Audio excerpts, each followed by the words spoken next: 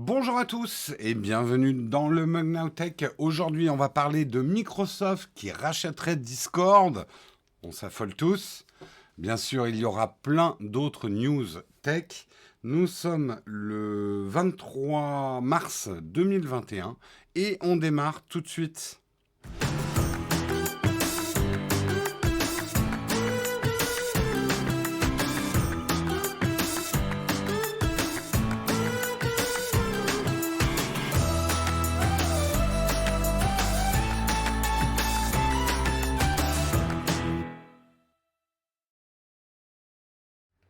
Bonjour à tous, j'espère que vous allez bien, que vous avez passé une bonne nuit. Je vois que la chatroom est déjà bien animée. Tout à fait, tout à fait. Salut Lys, salut Oleg, salut Burberry. Très bon pseudo. Salut Verlo, salut Hyponomie, salut Paul Tesson. Bonjour à tous. Vous avez bien dormi? On va attaquer tout de suite, on a du lourd, on a plein d'articles. Les modérateurs sont déjà en train de se dire, est-ce qu'il va battre le record de retard? Peut-être, c'est le suspense, faites vos pronostics dans l'émission. On verra bien. Merci JPEG au kilomètre pour ton Prime. Merci Soyu également pour ton Prime. Merci Nodule également 59 pour ton Prime. Dernière semaine pour toi en direct. Eh ben écoute, tâche d'en profiter, tâche d'en profiter. Allez, on commence. On va voir de quoi on va parler. Aujourd'hui, on va parler de Microsoft qui serait prêt à payer 10 milliards de dollars pour acheter Discord. Hein, je vous raconterai un petit peu tout ça. On parlera également du HomePod mini qui cacherait un capteur de température. Hein, on se demande où il le cache, son capteur de température. On parlera également du Poco, des Poco plutôt, présenté par Xiaomi hier, le Poco X3 Pro et le F3 officiel. Hein. Xiaomi casse encore les prix. Effectivement, les prix sont vraiment très bas par rapport à la fiche de spec. On parlera, eh bien, la fin de l'histoire. Le PDG de Twitter, Jack Dorsey, a vendu son premier tweet pour 2,9 millions de dollars en NFT. Hein, on va reparler des NFT, votre sujet favori du moment. On parlera également de l'accès à plusieurs sites pornographiques bloqués dès la mi-avril. Ne vous mettez pas en panique, je vous expliquerai tout ça. On parlera bien sûr de notre merveilleux sponsor ExpressVPN. Et nous aurons ensuite, ça va plutôt être une tartine. On va discuter un petit peu justement, on va revenir sur Shadow. Un podcast assez intéressant que j'ai écouté, qui dure une quinzaine de minutes, vous pourrez l'expliquer, avec Jean-Baptiste Kempf, qui se porte candidat à la reprise de Blade Shadow, la start-up qui avait levé 135 millions d'euros. Donc on reparlera un petit peu de Shadow en fin d'émission. Voilà, voilà. J'espère que ces sujets vous vont, parce que d'abord, j'en ai pas d'autres, hein, comme le dit la formule consacrée. Donc ce que je vous propose, c'est qu'on lance tout de suite le Kawa.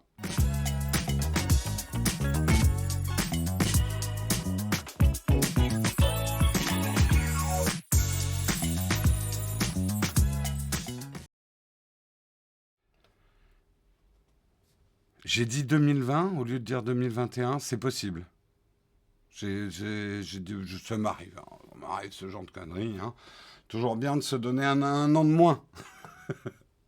Allez, on va commencer à parler effectivement. La grosse rumeur du jour, c'est tombé cette nuit sur nos oh, putain.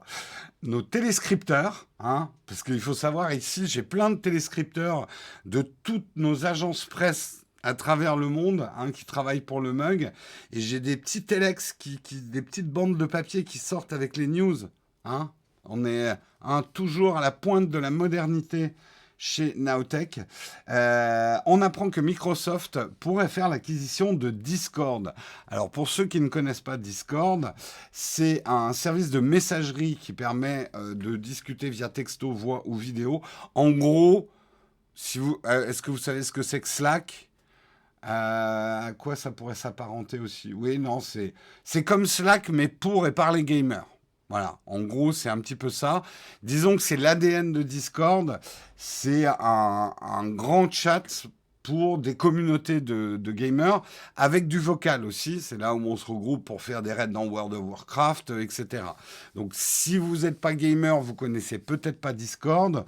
La plupart des gamers qui jouent en réseau ou jouent avec des amis connaissent Discord. C'est un petit peu ça. Et alors, pour le moment, un accord serait imminent, mais c'est pas encore signé. Discord considère toutes les offres. On en reparlera justement. Il y a d'autres offres ou même l'éventualité de rentrer tout seul en bourse afin de ne pas être acheté. Donc, c'est aussi une possibilité pour l'instant. Les Discord, Slack, c'est les nouveaux forums d'il y a 15 ans. Je sais pas quel âge ça a, Discord. C'est pas si vieux que ça, hein. Pas si vieux que ça. Je donnerais moins de 10 ans, Discord. Je me donnerais même dans les 5 ans, hein. Je sais pas quand ça a été inventé, Discord. C'est relativement récent. Ça serait un achat très conséquent hein, quand même pour Microsoft, même s'ils ont une belle trésor, puisque on évalue aujourd'hui Discord à plus de 10 milliards de dollars. C'est effectivement un réseau qui a énormément de succès. Énormément de succès. C'est vrai que la communauté des gamers, c'est quand même énorme. Et il faut savoir aussi, Discord est utilisé pas que par les gamers. Nous, par exemple, c'est ce qu'on utilise pour gérer la société qui gère Nowtech. On utilise ça comme un outil de travail, Discord, parce que, d'après les tests qu'on a fait, pour nous, c'est un des plus performants. Et surtout, il est gratuit. Alors, il est gratuit. Ils vendent pas de données. Discord, ils ont des formules payantes. Reste, et ça va être un des gros points d'interrogation, que pour l'instant, c'est une plateforme qui est largement déficitaire. Enfin, largement, je sais pas, mais qui est déficitaire. C'est-à-dire, pour l'instant, Discord coûte plus d'argent qu'il n'en rapporte. Ils sont basés effectivement sur des modules payants pour avoir des possibilités de serveurs, mais énormément de gens l'utilisent gratuitement, en fait. Non, ils gagnent pas d'argent, ils en perdent hein, pour l'instant. Hein. Ils sont encore en mode start-up à cramer du cash. Hein. Ils sont absolument pas rentables. Donc, ça peut poser des questions effectivement sur comment la rentabilité va être atteinte plus tard et comment ils vont mettre un braquet sur leur business model. Je pense que beaucoup de gens qui utilisent Discord, et nous les premiers, on est prêts à payer pour certaines choses. Parce que c'est devenu un outil de travail majeur dans notre journée, même essentiel. Nous, Discord n'est jamais fermé hein, chez Nowtech. C'est surtout en période de pandémie, c'est notre moyen de communication. Donc, en tout cas, ce service intéresserait Microsoft. Ils sont d'ailleurs aussi en négociation, il ne faut pas oublier Microsoft, pour acheter TikTok. Hein, Microsoft rachète beaucoup de réseaux. Pas forcément pour en faire des gros succès derrière, parce que c'est un peu le problème. L'image de marque de Microsoft, on n'est pas certain de comment réagirait la communauté des gamers. D'avoir un Discord by Microsoft, ça fait pas très Jones. Ça veut pas dire que tous les gamers sont des Jones, attention. Mais les tendances gaming sont généralement drivées par des Jones. Jones qui ne se dit plus hein, depuis les années 90, on est bien d'accord. Mais voilà, effectivement, est-ce qu'il pourrait être tenté? Il y a des alternatives à un Discord qui existent. J'ai plus les noms en tête. Ça pourrait entraîner des migrations juste parce que ils ont... Alors, il y a eu des achats heureux, hein, effectivement, de Microsoft. On cite GitHub. Effectivement, GitHub, ça se passe plutôt pas mal, je crois. L'acquisition, c'est tout le... C'est pas facile les acquisitions, parce que vous avez les acquisitions fusion, et après vous avez les acquisitions, mais on vous laisse tranquille, continuer avec votre communauté, évoluer dans votre coin. Faut trouver le bon équilibre. Faut trouver le bon équilibre. Ça serait par contre un achat hautement stratégique pour Microsoft, parce que Microsoft, ils ont quand même un pan gaming qui est énorme. Toute la communauté Xbox, ça pourrait être effectivement énorme. Le truc, c'est qu'a priori, Microsoft n'est pas seul sur le coup, puisque Epic, hein, vous les connaissez bien, Epic Games, le développeur de Fortnite, serait aussi sur l'affaire, ce qui serait un achat assez cohérent aussi, hein, pour intégrer carrément Discord dans leur jeu, dans leur plateforme de jeu, dans leur store.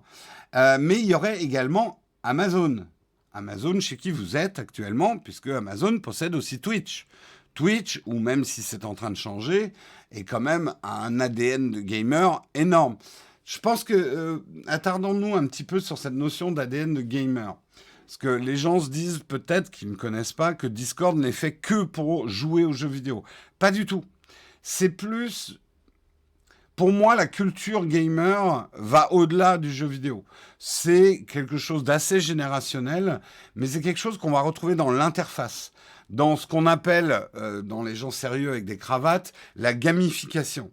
C'est-à-dire qu'il y a beaucoup de petits trucs à faire dans Discord. Il y a des emojis, il y a des petits moyens de faire popper des trucs. C'est un peu comme Twitch. Il y a un côté gamification. Qui veut pas dire d'ailleurs que c'est un truc fait débilos, mais c'est juste une manière de faire des interfaces qui, parfois, pour des générations un peu plus anciennes, peut paraître un peu cryptique. Le meilleur exemple pour moi de ça, c'est TikTok. TikTok qui a une interface juste ce qu'il faut de cryptique pour... Il faut connaître un petit peu pour être à l'aise. Et c'est un peu conçu comme des jeux vidéo. Easy to play, hard to master. Des trucs faciles à prendre en main, mais les fonctions évoluées, il faut connaître quand même un petit peu. Discord a ça de particulier par rapport notamment à Slack, c'est qu'il est très très paramétrable. On peut le bidouiller pour en faire vraiment l'espace de sa communauté. Nous, c'est ce qu'on fait avec Nowtech QG. On a un Discord, il s'inscrit... Il va pas s'inscrire... Eh ben voilà, parfait. Il est inscrit ici, notre Discord. Voilà, bit.ly/Nowtech Discord. Donc, vous pouvez y aller. C'est gratuit. Il y a un espace contributeur avec des chats réservés aux contributeurs, mais il y a aussi un espace général qui est réservé à tout le monde. C'est écrit trop petit, ouais, mais si on avait mis les cartouches plus grands, on les aurait sur la gueule. Donc, achetez-vous de la résolution. Les fonctionnalités de Discord sont très complémentaires à celles de MS Team et permettraient d'améliorer l'offre pro de Microsoft. Je pense, alors nous, je parle d'un point de vue technique, Discord, on l'aime beaucoup parce que c'est un des outils de visio les plus stables et les plus solides. Nous, nos interviews, par exemple, les interviews que vous avez vues dans la vidéo Santé Connectée, ces interviews... Alors, il y en a une qui a été faite sous Discord et on avait vraiment un réseau très défaillant côté interviewé de l'autre côté. Discord marche plutôt bien, même avec des faibles qualités de réseau. Bon, alors, ça fait pas tout, hein. Le son était pas très bon pendant les interviews et tout, parce que vraiment, le réseau était pas très bon. Mais voilà, nous, de notre expérience, et la plupart des créateurs de contenu vous le diront, quand on a des interviews ou même quand on invite des amis sur notre Twitch ou ce genre de trucs, on utilise Discord. Merci beaucoup, Victory, pour ton Prime.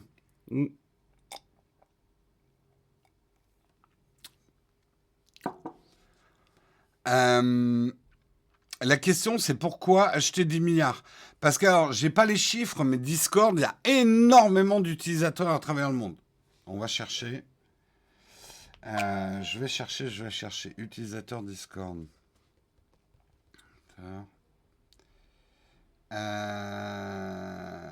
Yep.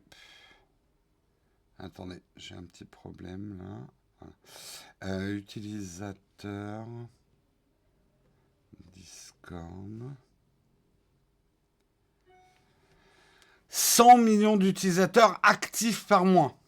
6,7 millions de serveurs actifs. C'est énorme. C'est énorme. Il y a un potentiel énorme.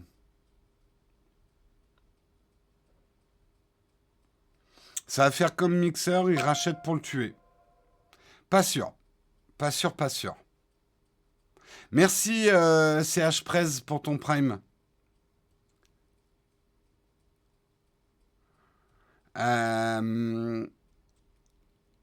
J'ai l'impression que Discord remplace peu à peu les forums d'entraide. Ah oui, carrément. Oui, les forums d'entraide, notamment jeux vidéo. Enfin, Discord a remplacé énormément de choses. C'est vraiment un point de rendez-vous classique, quoi, Discord. Hein. Si vous n'êtes pas du tout gamer ou dans la culture gamer, peut-être que vous connaissez pas, mais je pense que vous avez tous entendu parler de Discord, quoi.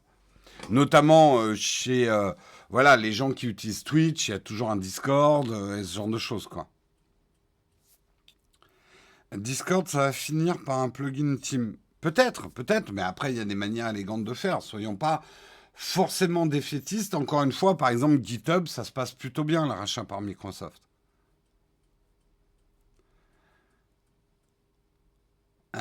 Discord est un mélange entre une messagerie instantanée et un forum. Ouais, c'est un petit peu ça. Merci David, David MB Pro pour ton Prime, sixième mois consécutif. Merci beaucoup.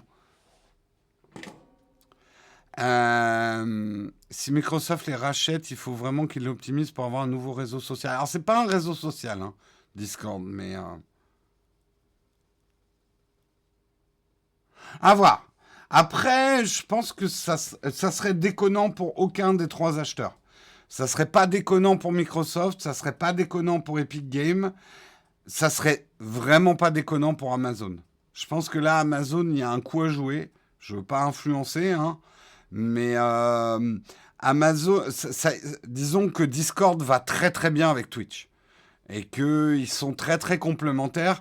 Twitch permettant de créer des communautés autour des streamers et quelque part Discord permettant d'offrir un espace à ces communautés, un espace de discussion. Je pense que ouais, Amazon, ça serait vraiment pas déconnant pour le coup.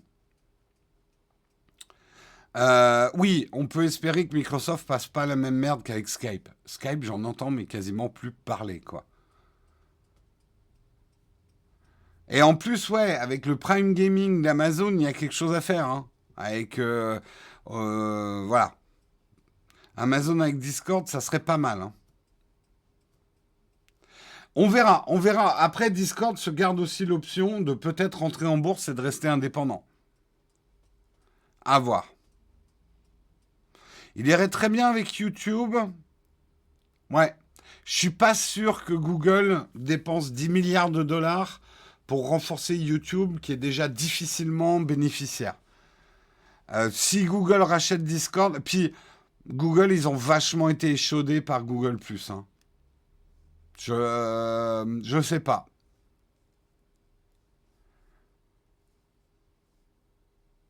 Skype a été intégré dans Teams. Oui, oui, c'est vrai, c'est vrai. Non, ils n'ont pas encore été rachetés par Microsoft. Hein, on parle de rumeurs. Il y en a qui débarquent, qui sont là. Quoi? What? Qu'est-ce qui arrive? Mais Microsoft pourrait pousser Discord dans les entreprises pour le SAV. Il faut qu'ils fassent attention à pas non plus complètement dénaturer Discord. Discord plaît aux gamers parce que Discord, il y a des us et coutumes. Il y a presque une culture, hein, Discord. Il y a une manière de discuter sur Discord. Il y a une utilisation. C'est pour ça, parfois, certains qui débarquent sur Discord disent: Oh là, j'y comprends rien. Je suis perdu. Il y a, voilà, c'est un peu comme Reddit, c'est un peu comme TikTok, c'est un peu comme tous ces réseaux, on va dire, fortement teintés génération Z. Il y a une petite courbe d'apprentissage. C'est pas un produit qui est forcément fait grand public, quoi. Leur business model, je l'ai dit tout à l'heure à Astuce Design, bah, ils vendent des formules payantes. Mais pour l'instant, Discord est là, enfin largement, j'en sais rien, mais Discord est déficitaire. C'est pas une entreprise qui gagne de l'argent pour l'instant. Mais c'est courant hein, pour ce type d'entreprise à cet âge-là. Là, leur but à Discord, c'est d'avoir un maximum d'utilisateurs.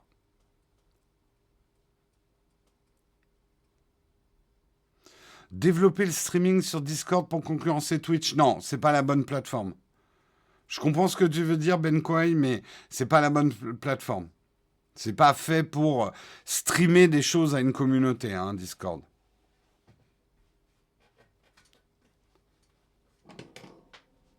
Oui, oui, après, effectivement, ils peuvent utiliser le moteur Discord, en faire une version Teams, une version entreprise. Il y a des choses à faire, hein, effectivement. Effectivement. Microsoft doit faire comme avec le rachat de Minecraft et laisser l'équipe avec tout de même son appui. Oui, oui, oui, effectivement. Allez, on continue dans les articles. On va parler du HomePod mini. Bah, vous me dites, mais le HomePod mini est sorti il y a une éternité, Jérôme. C'est de la vieille news, mais il y aurait du nouveau. Pas un nouvel HomePod mini, mais il y aurait un capteur à l'intérieur du HomePod mini qui n'est pas activé pour l'instant. Ça serait un capteur de température tout petit et plein de surprises. Dans le HomePod mini, malgré son gabarit compact et son prix serré, il semble d'avoir plus d'un tour dans son châssis. On savait doté du nouveau protocole Threads pour faciliter les liaisons avec les différents objets connectés dans la maison, capable de servir d'interphone et aussi de gérer la domotique tout en faisant profiter les utilisateurs d'un son de bonne qualité. Mais on s'attendait aussi à bien plus. Et manifestement, il peut faire bien plus puisque le mini haut-parleur cacherait en son sein un capteur de température et d'humidité. C'est un capteur HDC 2010 signé Texas Instruments et qui permet voilà, de capter la température et l'humidité. Vous dites à quoi ça servirait? Ça pourrait servir énormément, notamment pour tout ce qui est économie d'énergie, relié à des radiateurs connectés, tout simplement un thermostat comme celui de Netamos. Il pourrait envoyer une indication pour permettre de réguler la température dans une pièce dans laquelle il se trouve. Ou bien, évoque Bloomberg, d'activer ou stopper un ventilateur en fonction du thermomètre, déclencher divers scénarios pour améliorer la gestion de l'énergie à domicile.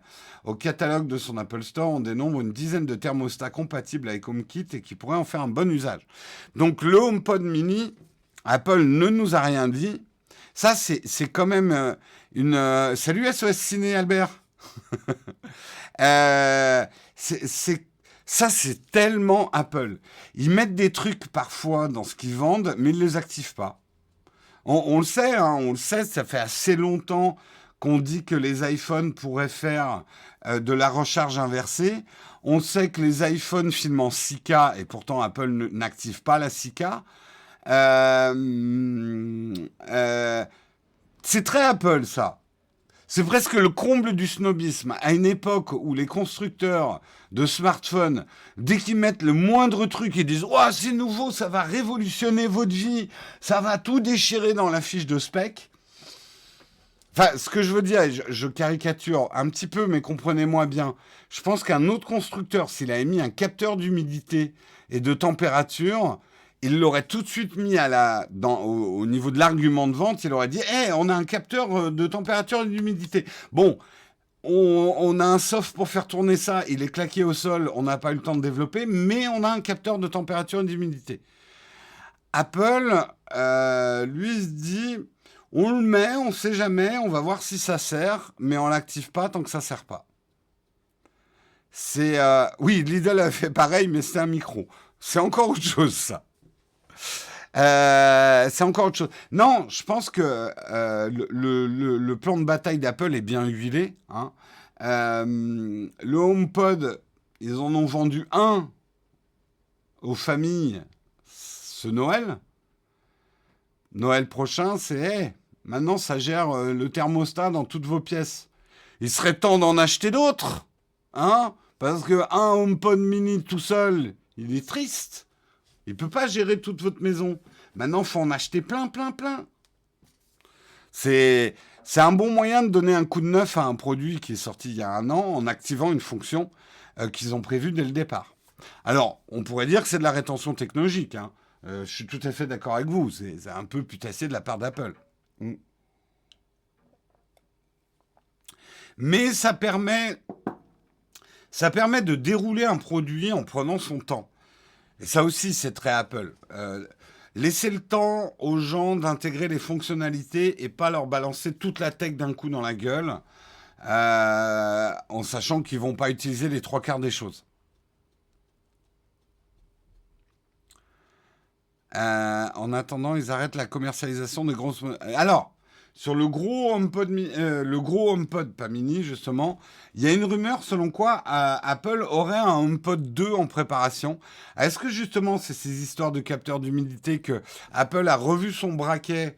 Ils avaient au début avec le premier HomePod, le gros comme ça, ils voulaient faire une super enceinte.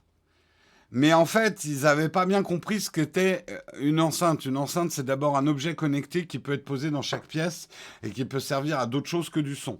Donc peut-être qu'ils sont en train de revoir leur copie, c'est pour ça qu'ils arrêtent le HomePod 1 et qu'ils vont lancer un HomePod 2. Peut-être, hein, j'en sais rien.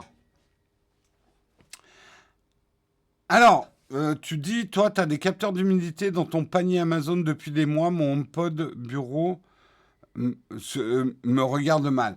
Alors, ça donnerait, mine de rien, un avantage au HomePod mini par rapport à la concurrence. Et Dieu sait s'il en a besoin, hein, parce qu'on est d'accord, le gros problème des HomePod, c'est Siri qui est un peu teubé, qui est vraiment pas génial comme intelligence, qui protège peut-être un peu mieux la vie privée, ça c'est bien, mais du coup, ça la rend un peu con-con. Hein.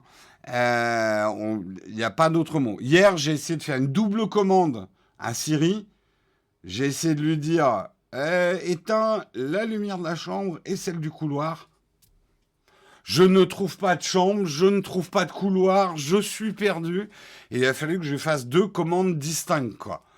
Au secours. Non, elle est gentille, mais elle est ou il, hein, Siri, on ne connaît pas le sexe, mais les deux voix sont possibles.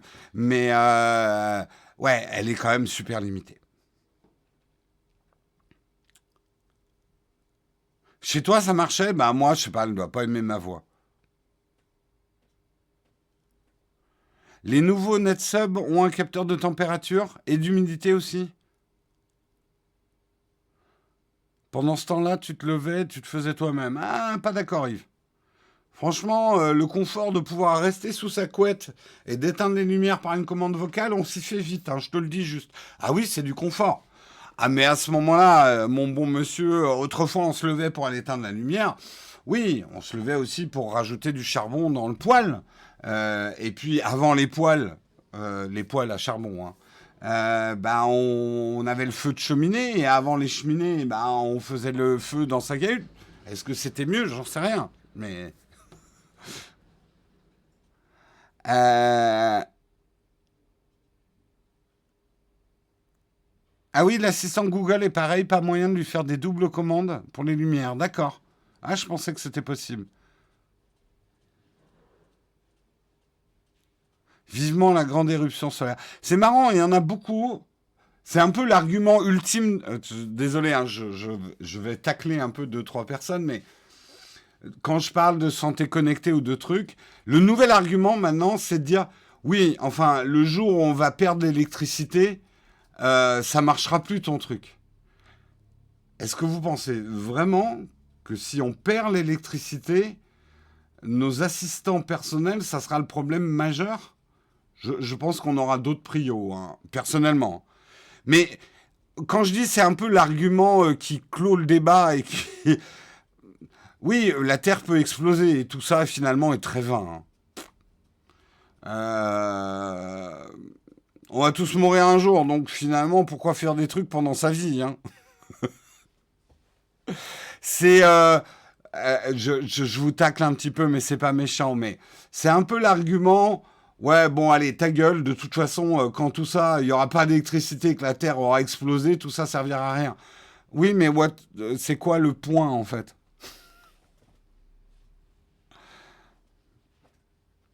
Oui, l'autre priorité sera comment on fait nos pizzas. Non, je pense que ta première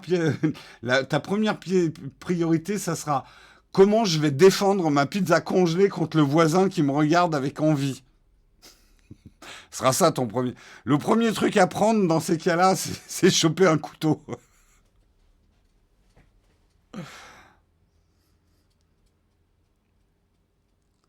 La Terre va exploser. Quand, Jérôme, quand? Quelles sont les sources? Faut que je vende des SOS ciné avant. Albert, et vends vite, hein. Vends pas cher, vite. Certains disent demain, hein. Là, Joël Albert. Ah, comment j'avance dans Valheim sans électricité, mon Dieu? Défendre votre pizza, ça sera probablement votre première priorité. Sans parler qu'il est fort probable qu'il y ait des zombies, hein, aussi. Si l'électricité est coupée, il y aura des zombies. C'est fort probable. Euh, La double commande a marché une fois en 5 mois. Ouais, donc c'est pas encore au point. De toute façon, ces assistants. Mais j'avoue que je pensais pas y aller comme ça, mais depuis que j'ai un HomePod mini, on s'est mis avec Marion. Des commandes simples, mais on se met de plus en plus à la commande vocale chez nous.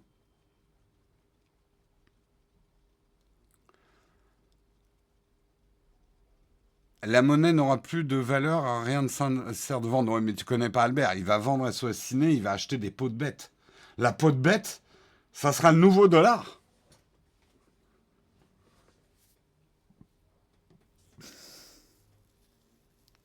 Les zombies, ça sera les gamers offline. Ouais. Bon, il fallait que je vous branche sur du post-apocalyptique. Hein. Là, on a du monde. Hein. Ça, on a du monde. Mais par contre, sur l'article suivant, le Poco X3 Pro et F3 officiel, est-ce qu'on a du monde? Eh bien, en tout cas, il y a du monde au balcon, puisque Xiaomi dévoile deux nouveaux smartphones, le Poco X3 Pro et le Poco F3, et les prix sont extrêmement agressifs. Non seulement ils vont être vendus entre 199 euros et 399 euros, mais en plus, il y aura 50 euros de réduction. Moi, alors là, je fais juste une aparté. Comment ils font pour faire de la marge, Xiaomi? J'avoue que je ne comprends pas. Parce que bon, on se doute que c'est pas les meilleurs composants du monde à ce prix-là, ça c'est sûr. Enfin, je vois pas sinon comment ils font. Mais les marges, les marges, elles doivent être de 2%, quoi. Et encore, si tu te lèves de bonne heure.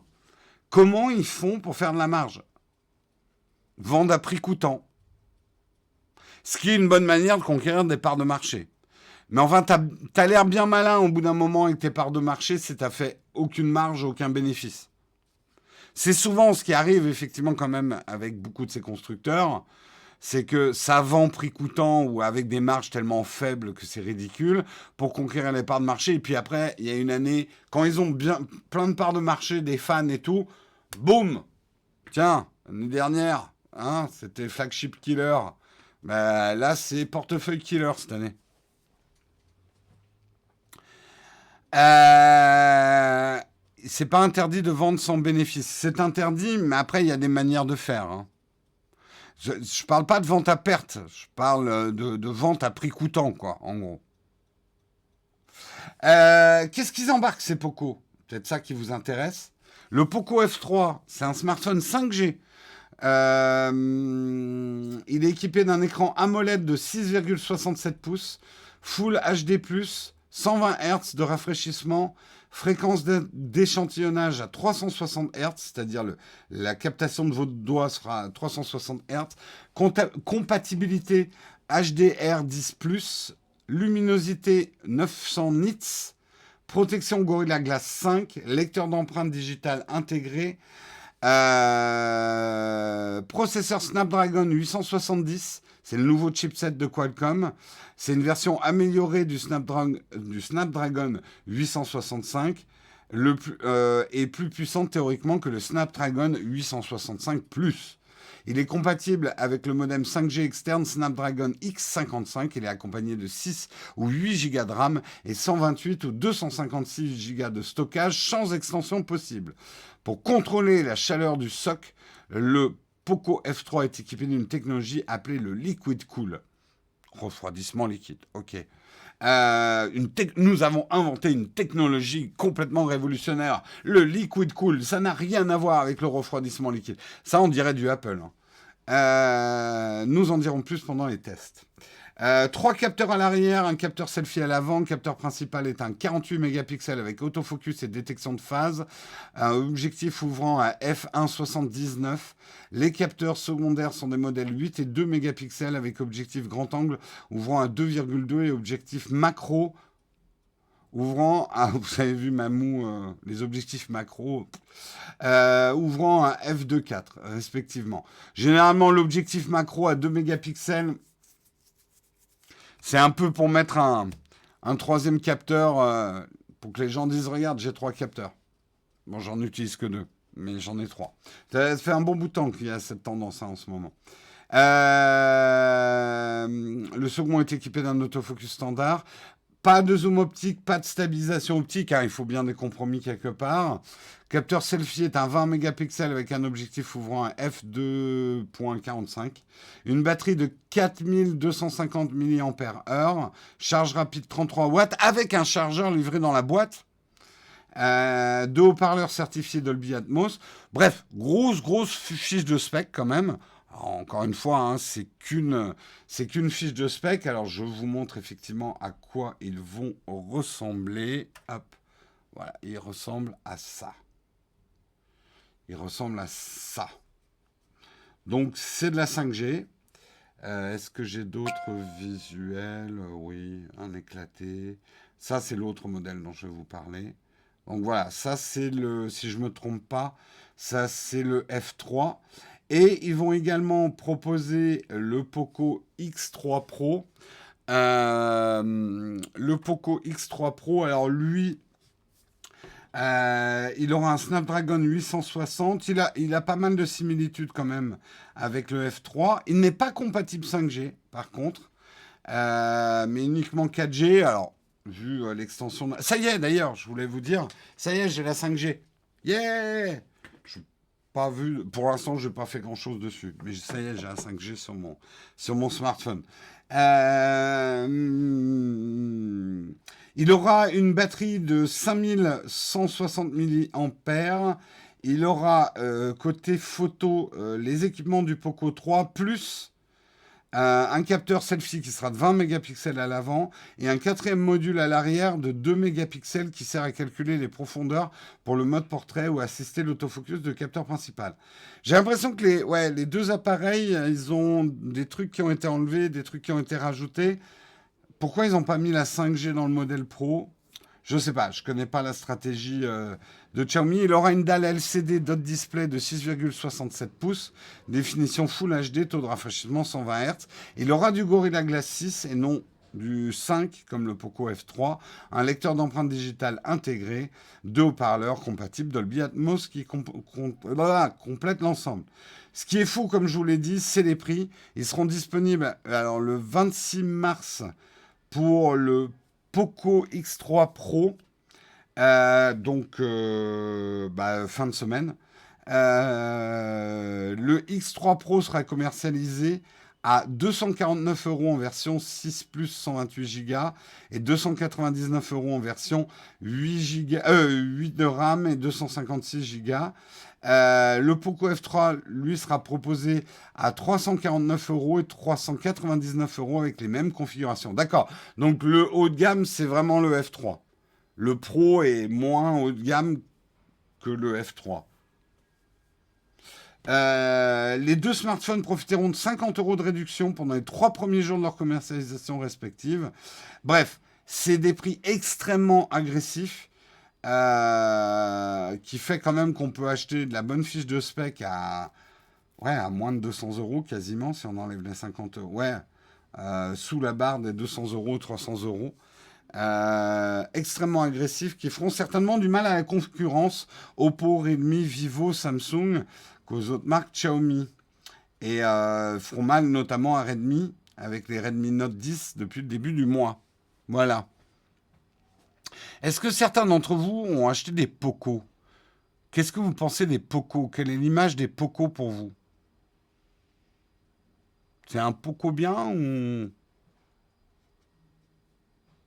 Il y en a qui ont des Poco, qui en sont contents. Est-ce que le SAV est bien? Moi, j'ai un peu peur qu'à ce prix-là, le SAV n'existe pas. Mais merci, Ediessa, pour ton Prime. Jamais acheté, j'évite ce genre de marque. Non, pas acheté, connais pas Poco. Moi, j'achète des Bocaux.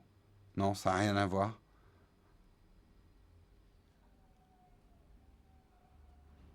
J'en ai un, il est cool. Après, j'ai jamais eu de problème, donc SAV, je sais pas. Ta femme en a un. Le SAV et le suivi des mises à jour risquent d'être très moyens en effet. J'ai fait acheter un Poco à ma pote, mais jamais essayé personnellement, d'accord. Première fois que j'entends parler de cette marque, oh, quand même. Poco, c'est très bien. J'ai un Realme là, il est excellent. J'ai jamais eu cette marque. C'est un téléphone pour les vieux. Ah, ça, cette image-là, les Poco. C'est financé par le gouvernement chinois à ce prix, non. Soyez pas toute une mauvaise langue. En même temps, plein de gens se foutent du SAV et cherchent le petit prix. C'est parfois le problème, ouais. En termes de pollution, bah, c'est un peu. J'ai un peu peur que à ce prix-là, les gens, voilà, le SAV, c'est. Attends, je vais pas me faire chier avec le SAV. Je le jette et puis j'en achète un nouveau, quoi. Qui est pas. La surcouche est pourrie, on nous dit, d'accord. Mauvaise expérience avec le SAV de Huawei. Mais là, c'est Xiaomi. Mais d'accord, ça t'a dégoûté des smartphones chinois, ouais.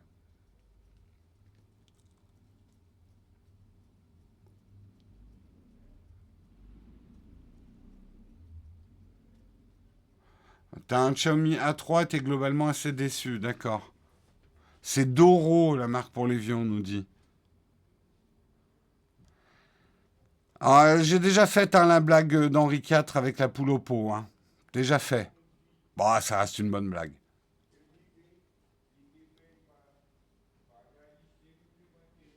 J'ai le Poco F2 Pro, il est très bien, d'accord. Donc on a des clients satisfaits.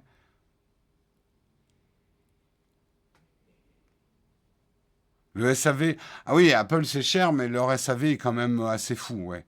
Il est vraiment très bon, hein. Non, non, le SAV d'Apple. Alors, peut-être que certains. Le problème d'un SAV, c'est que si tu as eu une mauvaise expérience, tu vas te dire que le SAV est pourri. Mais globalement, le taux de satisfaction du SAV d'Apple est excellent. Moi, j'ai déjà eu des merdes hein, avec le SAV d'Apple. Mais globalement, ils sont au contraire, c'est service grand luxe hein, par rapport à d'autres. Je trouve. Hein.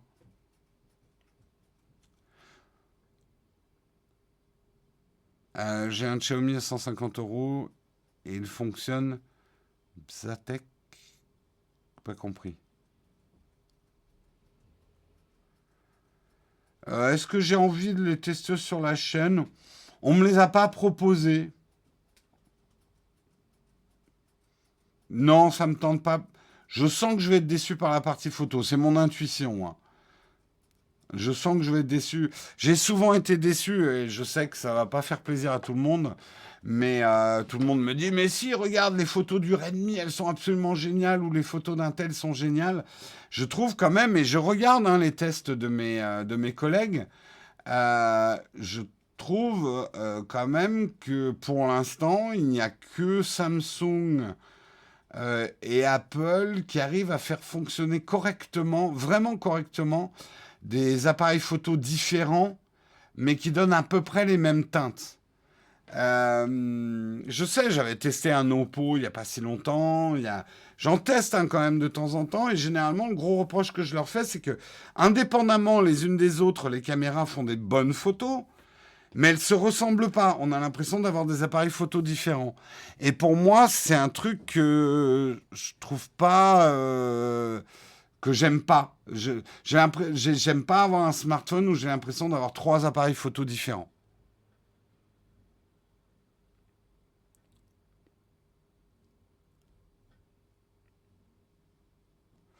Et franchement, après, vous avez le droit d'aimer votre smartphone, mais faites, comparez vraiment vos photos, vous les mettez, vous prenez les trois angles différents, ou les quatre angles, ou ce que vous avez comme angle, et vous les collez les unes à côté des autres, et vous regardez si la balance des blancs est la même, si les couleurs sont les mêmes.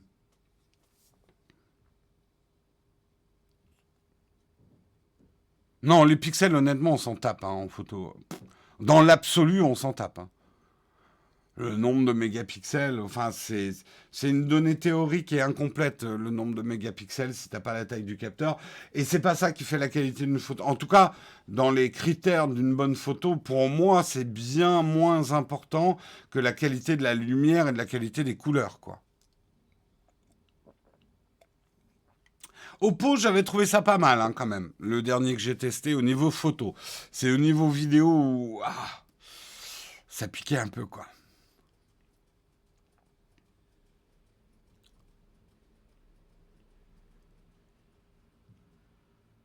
Les capteurs de mon Redmi sont cohérents à ce point de vue-là. D'accord. Ouais, non, non, mais ça m'arrivera d'en retester. C'est juste que comme ils en sortent un nouveau tous les 3 mois, j'ai pas. La chaîne n'a pas pour vocation de tester tous les smartphones qui sortent.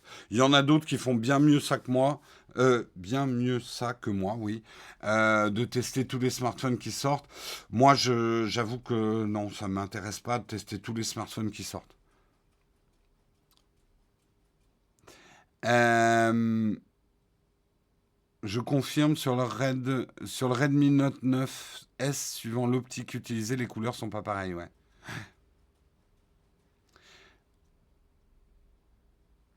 L'Oppo Find X2 Pro, oui, j'avais fait. Alors, c'était pas vraiment un test, mais. Si, j'avais fait quand même un unboxing, je crois, je sais plus dessus. Non, les mégapixels présents n'ont jamais été importants. Je l'ai expliqué là quand j'avais été invité chez Frandroid. Mégapixel n'est qu'un des composants d'un triangle de spec que vous devriez toujours avoir en tête. C'est-à-dire que si on vous donne juste les mégapixels, c'est pas une info assez importante, assez suffisante. Il vous faut les mégapixels rapportés à la taille du capteur et comment est traitée l'image derrière. C'est ça le triangle de la qualité photo dans un smartphone. Le problème, c'est que le marketing vous essaye de vous faire croire que il y a une seule donnée qui est importante. Waouh, 106 mégapixels, tes photos vont être réussies. Non, non, c'est pas comme ça que ça marche.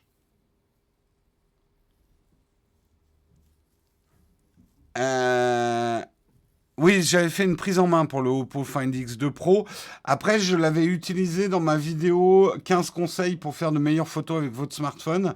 J'avais fait toutes les photos avec le Oppo Find X2 Pro. J'avais plutôt bien aimé, ouais.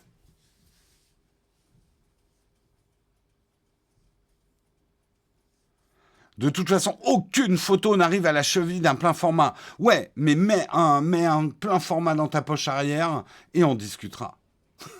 Ça sert pas à la même chose. C'est, je le redis et gardez bien cette analogie en tête parce que c'est pas moi, c'est pas parce que je l'ai trouvée qu'elle est pas conne, mais elle est vraiment pas conne. Comparer un smartphone photo et un appareil dédié en photo, c'est comme si vous essayiez de comparer un vélo électrique et une voiture électrique. À Paris, je peux vous garantir qu'un vélo électrique, vous passez partout, ça se faufile, c'est petit, c'est agile, vous allez détester votre voiture. Après, quand vous allez aller sur des routes, machin, bah, vous serez peut-être content d'avoir. Ça sert pas à la même chose. Et pourtant, les deux sont des moyens de locomotion, les deux sont électriques, les deux sont bien. Un smartphone, c'est un vélo électrique haut de gamme, si vous avez un smartphone haut de gamme. Un appareil photo dédié, c'est une voiture électrique. Voilà. Mais tu pourras jamais mettre un capteur plein format sur un smartphone dans ta poche arrière. Voilà. Donc, en tout cas, tant qu'on n'a pas découvert quelque chose en sciences optiques qui permettrait de transformer voilà, ça, hein, le vert de ça, d'un vrai objectif, de le transformer en un truc qui fait la taille de la moitié de mon ongle, quoi.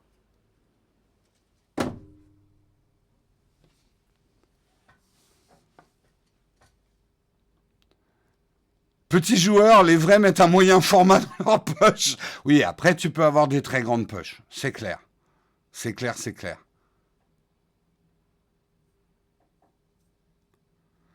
Imagine un YouTuber sur le salon de la photo te demande. Ben, c'est pour ça que j'ai cette. Oleg, c'est exactement ça.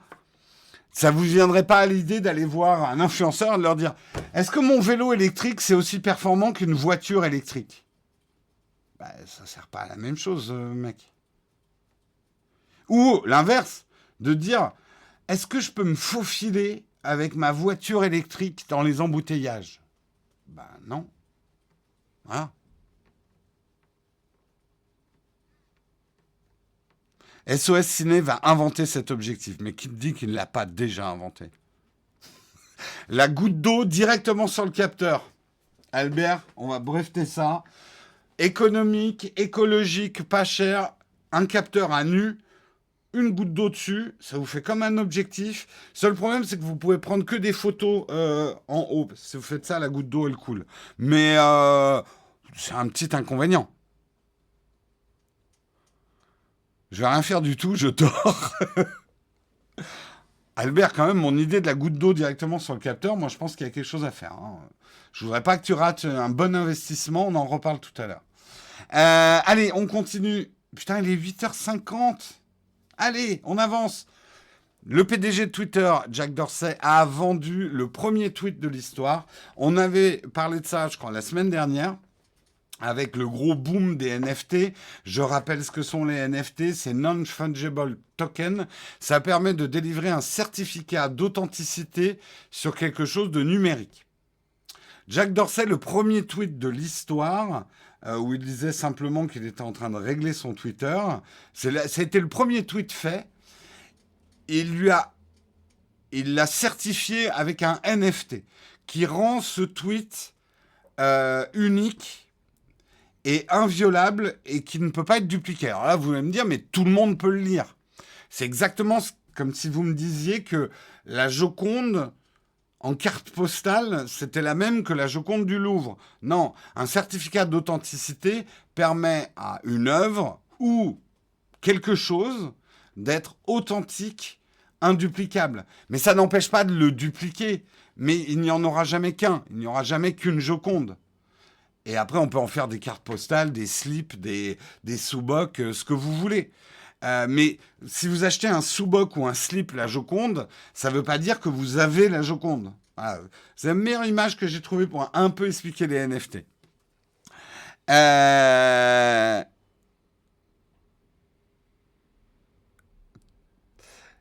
Le sous-boc.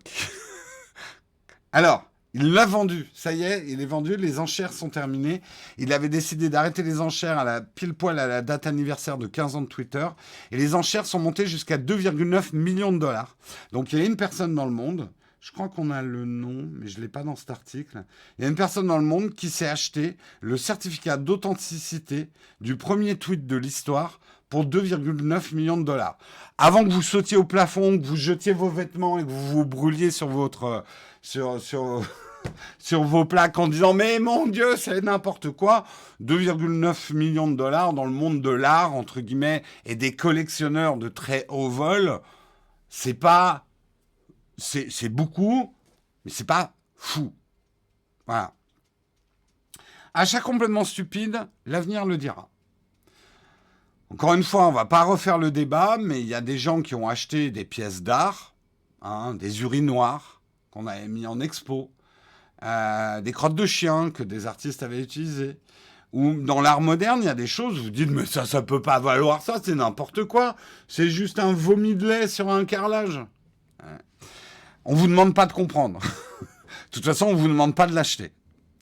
Le tweet disparaît, mais le certificat, même si Twitter disparaît, le certificat NFT, alors bien sûr, quelqu'un va me dire, oui, mais s'il n'y a plus d'électricité dans le monde, je ne pense pas que les NFT seront le problème majeur de l'humanité si on n'a pas d'électricité dans le monde, hein, je redis.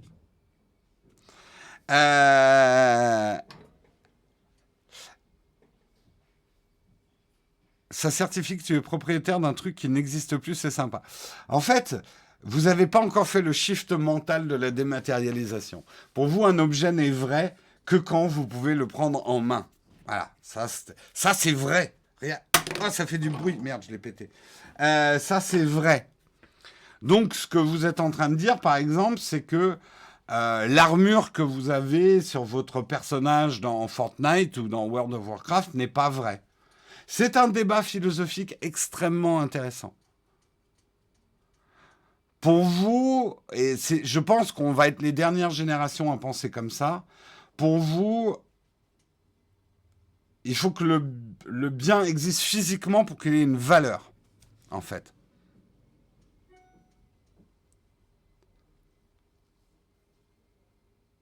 Si tu revends le certificat sans le produit, ça craint. Non, pas forcément. Sachant que le certificat est vraiment signé par Jack Dorsey, etc. Juste pour terminer quand même l'article. Jack Dorsey, qui n'a pas vraiment besoin de 2,9 millions de dollars, il a reversé effectivement tout cet argent à une association caritative, dont j'ai pas le nom là d'ailleurs dans l'article, mais à une association caritative pour l'Afrique. Donc voilà, il s'est pas mis ça dans la poche. Mais en fait, le truc, c'est que plonger un peu dans le monde des collectionneurs, mais les collectionneurs à plusieurs millions de dollars. En fait, il y a un moment où la valeur n'a rien à voir avec l'objet lui-même. Ce n'est plus que de la valeur spéculative sur la rareté d'un objet.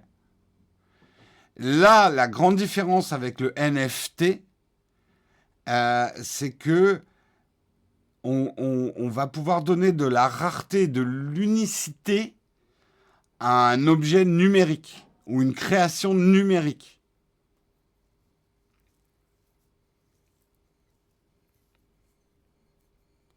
Ces infos sont reprises par... Ah mais ouais, ces infos sont reprises par les médias traditionnels pour dévaloriser le NFT à l'époque Internet et repères pour les ventes d'armes. Je pense, moi rien que... Et je critique pas du tout vos réactions.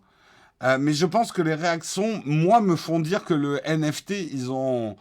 Et il y a quelque chose de fort qui est en train de se passer parce que justement, en tout cas dans le domaine de l'art, ça choque énormément. Généralement, les révolutions artistiques, ça se passe souvent comme ça. Hein.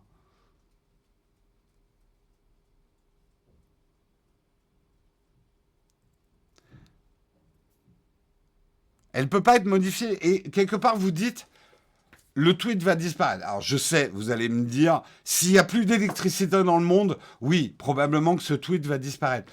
Mais oui et non, ce tweet existe, déjà ne serait-ce que dans la mémoire collective. Et le certificat d'authenticité, alors effectivement, c'est une trace numérique qui... Il faut que ça soit inscrit sur une clé USB immortelle, machin, etc. Mais enfin, là, c'est comme si vous me disiez que la Joconde ne peut pas brûler ou passe voilà, un tableau physique, il n'est pas immortel non plus. Il y a des très grands tableaux qui ont disparu. Regardez c'est quoi la scène de Léonard de Vinci peint c'est dans un cloître ou dans un réfet, qui s'est tellement dégradé qu'on dit elle a été restaurée, mais il reste quasiment rien de la peinture d'origine. Donc en fait, voilà, je pense, ouais, non, révolution artistique, j'assume Olek. Les chevaux s'emballent, exactement. Je pense qu'il y a un shift mental à faire. Non, la scène, c'est... j'ai dit Michel-Ange. C'est Michel-Ange ou Léonard de Vinci? La scène, là, le truc triangulaire. Ouais, je sais plus. Si la Joconde brûle, elle disparaît, mais elle est dans la mémoire collective, dans les photos. L'original ne sera plus là. Le tweet original dans son élément original. Quand... Non, mais juste, essayez d'ouvrir vos chakras et de vous poser la question, est-ce que quelque chose, parce qu'il est numérique, n'existe pas? Donc à partir du moment où il existe, il a une valeur. Et on peut augmenter cette valeur en le rendant unique.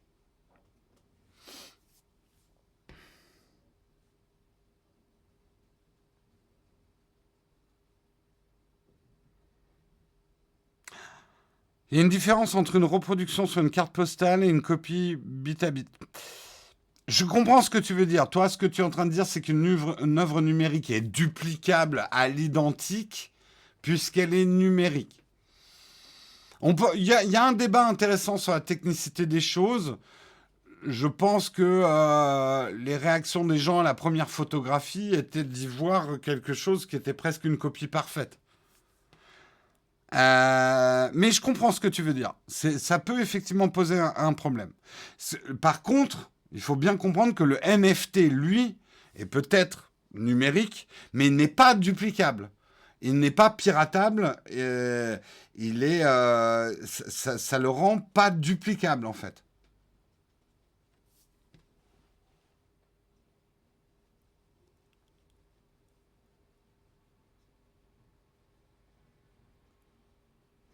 Non, mais le problème, c'est que vous mélangez plusieurs débats. vous partez sur la valeur de l'art. Vous me dites, ouais, mais tel truc est ridicule, il s'est vendu à 2 millions, c'est moche. Bah, il y a plein d'œuvres d'art, je pourrais vous montrer plein d'œuvres d'art que vous allez trouver absolument ignobles et qui valent des millions et des millions de dollars. Donc, la valeur d'un objet d'art n'est pas liée à votre appréciation artistique d'une œuvre d'art. Ça n'a rien à voir. Reprenons la Joconde. Moi, c'est loin d'être mon tableau préféré de Léonard de Vinci, hein. Je dirais que même on est à la limite de la croûte quand même. J'exagère. En fait, vous confondez plusieurs débats, en fait. C'est pas l'esthétique ou les qualités artistiques d'une œuvre qui en font forcément sa valeur. La valeur est toujours liée plutôt à la rareté et à l'offre et à la demande. C'est ça qui crée la valeur, en fait.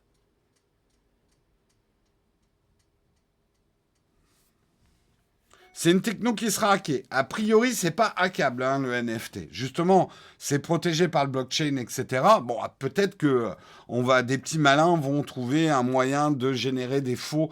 Les vols qu'il y a actuellement autour du NFT, c'est plutôt des vols d'œuvres.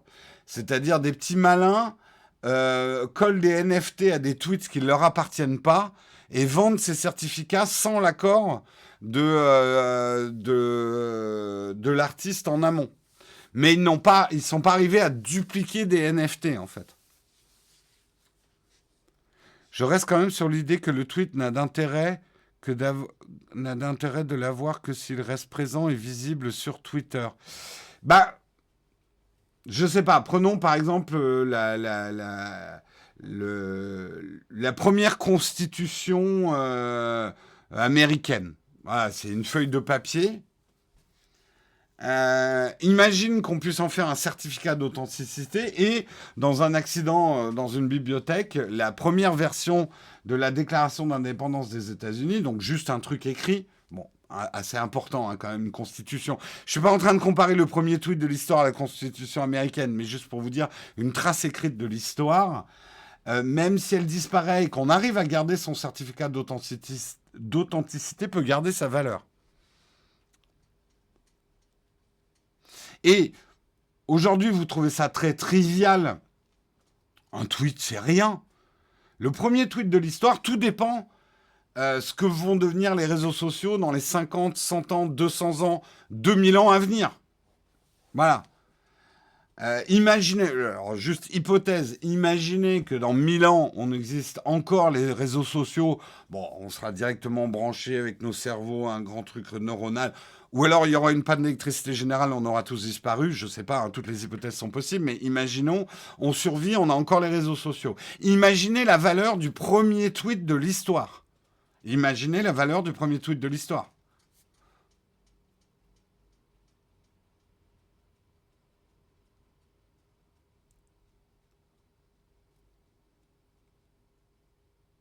On en sera à quel confinement? Désolé, Jinro Warrior, tu peux pas mettre de lien pour des raisons de sécurité dans la chatroom.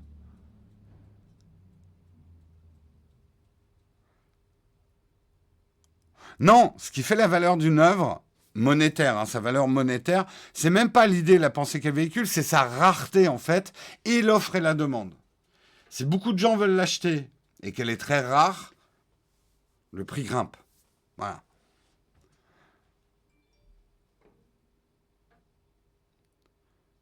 Donc, si je fais le premier paint avec un sgeg et je fais un NFT dessus, je peux devenir millionnaire. Si t'es connu, oui. Le problème, il est là. Bien sûr, c'est la réaction que tout le monde dit. Ah, mais je peux dessiner n'importe quoi et je vais le vendre. Tu pourras peut-être le vendre pour 10 centimes, ton sgeg fait sur paint. Parce que, après, peut-être que tu es connu, hein, KiwiMox, mais je n'en sais rien. Après, effectivement, il faut quand même avoir une certaine notoriété pour générer une certaine valeur.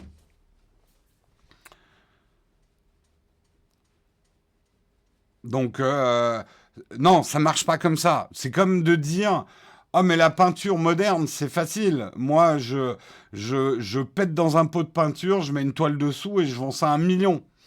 C'est souvent ce qu'on entend, mais il faut déjà être assez célèbre pour péter dans un pot de peinture et arriver à vendre ça à 1 million, ouais. Le mec avec ses photos qui a vendu 30 millions était connu. Oui, oui, oui, oui. Enfin, les artistes qui vendent des œuvres à plusieurs millions, ils ont une notoriété, une rareté. Ils sont sur le marché de la spéculation artistique. Voilà quoi. Le coup du carré blanc sur fond blanc, tout à fait. Mais voilà, ce qu'on cite toujours, c'est l'urinoir. Le nom m'échappe de l'artiste. L'artiste qui avait accroché un urinoir en 1800, je sais pas quoi, à une expo. Et le truc a de la valeur.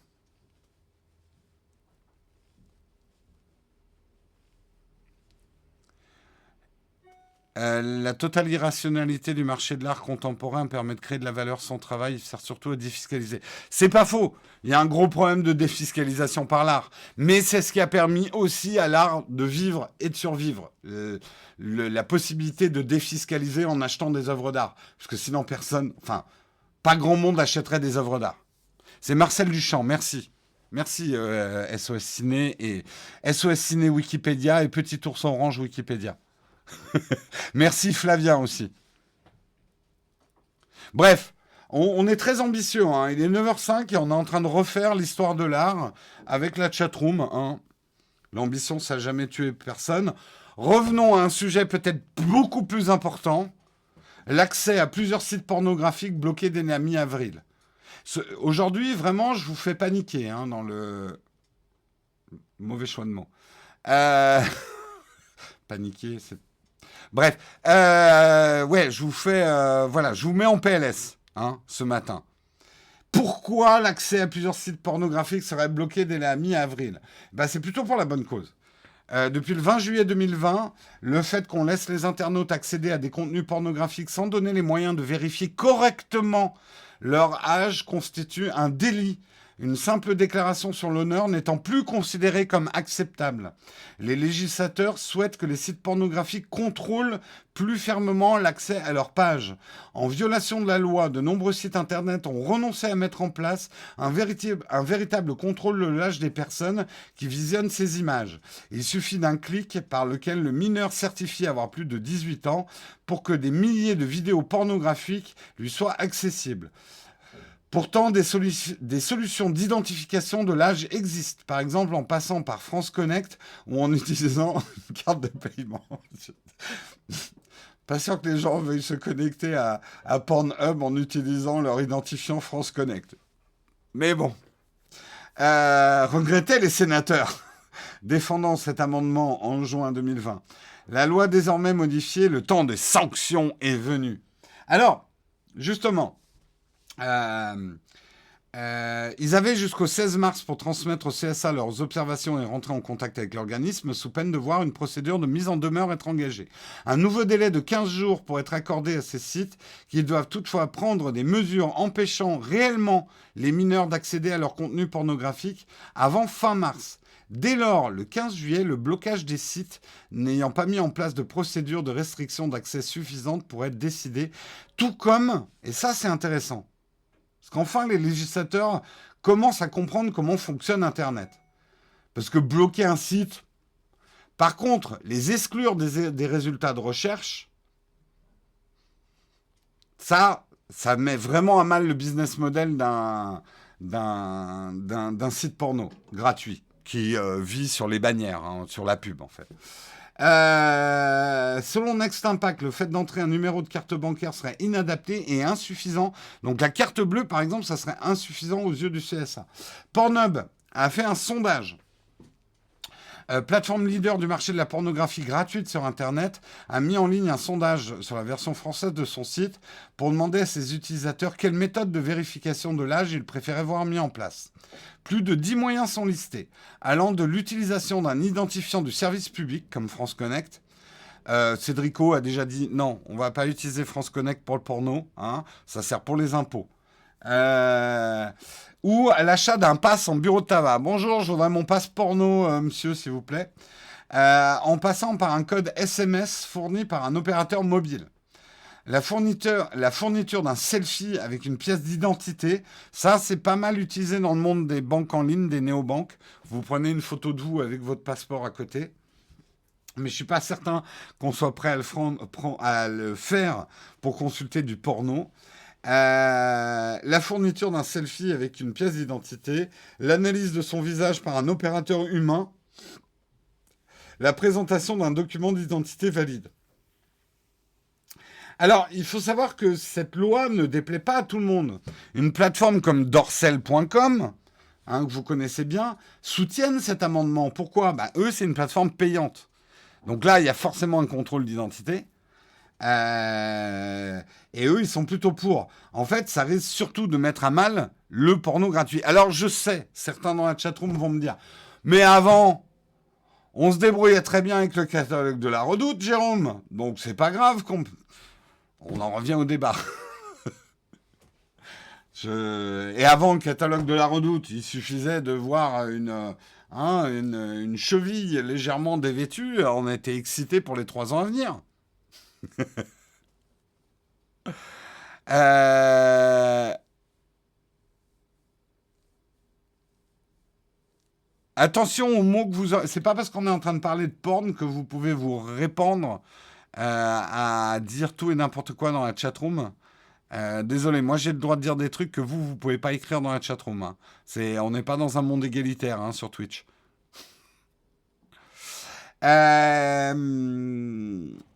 Donc autant dire que le problème n'est pas simple. Parce que après, ça existe, des contrôles de l'âge sur Internet, comme je vous ai dit, la photo du passeport, ce genre de truc.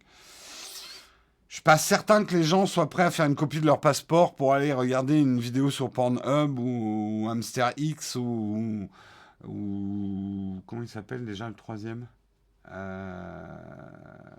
X vidéo. Eh oui, je connais, bah oui. Ah oui, c'est X Hamster, pas Hamster X.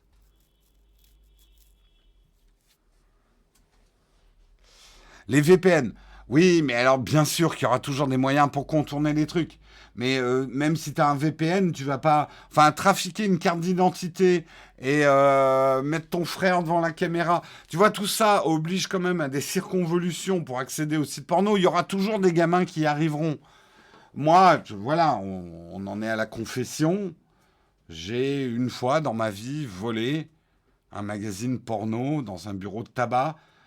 Après, j'ai tellement culpabilisé que j'achetais mes bonbons plus que là-bas pour essayer de rembourser. Mais oui, parce que comme on n'avait pas le droit d'acheter des magazines porno, j'ai volé un magazine porno pour faire comme mes potes. Voilà. Eh bien, sache quand même, vous parlez justement de Jackie et Michel. Eh bien, ils ne sont pas en reste, puisque Jackie et Michel ont déjà un système qui s'appelle le My 18 Pass, dans le cadre duquel un tiers de confiance vérifie le document d'identité et la carte bancaire. Un dispositif pour lequel le CSA n'a pas encore statué, mais qui pourrait rapidement se démocratiser s'il le trouvait grâce aux yeux de l'autorité. Donc peut-être que ce qu'a fait Jackie et Michel suffirait au CSA. Non, mais je sais, j'ai honte, hein. J'ai honte. J'ai honte. Mais je l'ai fait. Mes parents avaient un bar tabac presse quand j'étais au collège. Je fournissais tous mes potes. Pas mal.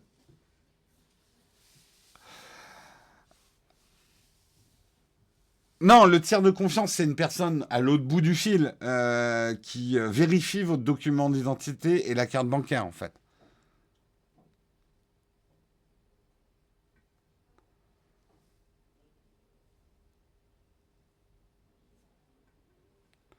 Je vois aucun moyen de contrôler l'âge sans donner des informations comme le visage trop personnel. Ah oui, ça c'est sûr. C'est sûr, c'est sûr. Pourquoi vous pensiez, ça casse le mythe, vous aviez quoi? Vous pensiez que j'étais une personne pure, sans aucune tâche? Un asset? Euh, pour le ont des problèmes avec la justice, Jacques et Michel. Ça va décourager l'ado qui pense qu'à ça, qui ne vit que pour ça. Non, non, mais alors, attends, là, ramenons le débat quand même sur quelque chose de sérieux. C'est quand même pas top que des gamins, parce que quand on parle de gamins, Alors là, vous êtes en train de penser à l'ado boutonneux. J'ai du porno. Bon, celui-là, ok. Mais que des enfants de moins de 10 ans aient accès à du porno facilement, et du porno trash hein, quand même, c'est... je pense qu'ils ont quand même raison, les législateurs. On ne peut pas laisser l'accès aussi facile à du porno, quoi. Jérôme imite très bien l'ado, ouais. J'en étais un beau, ouais.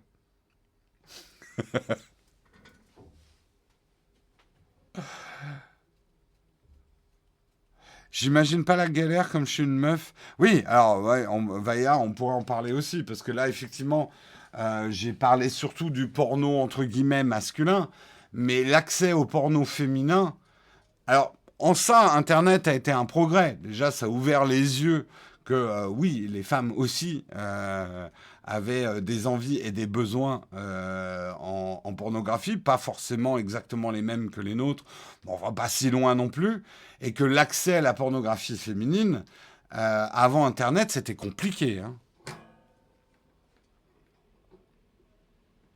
Quand je dis la pornographie féminine, la pornographie pour les femmes. Et puis d'une manière générale, la pornographie pour toute forme de sexualité quelle qu'elle soit. La pornographie était très quand même orientée homme, homme hétéro, on peut le dire.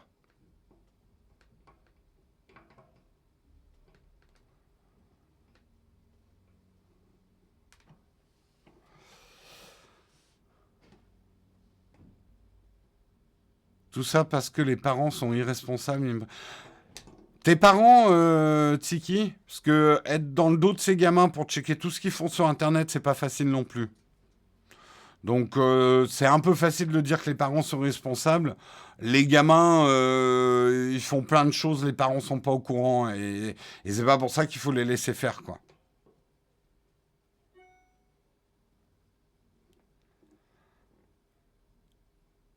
Couper le porno en plein confinement, c'est rude. Oui, effectivement, il va y avoir des problèmes.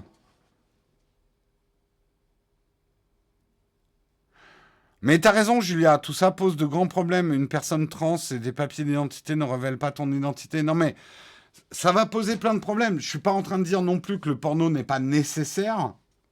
Tout à fait d'accord, c'est un exutoire.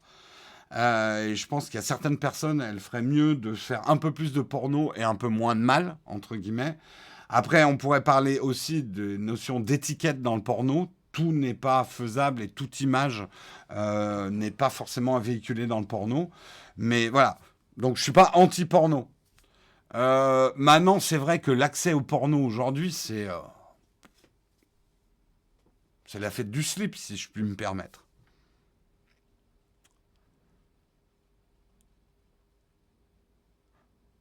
Euh, je suis parent et si je check et je check ce que fait ma fille de 14 ans.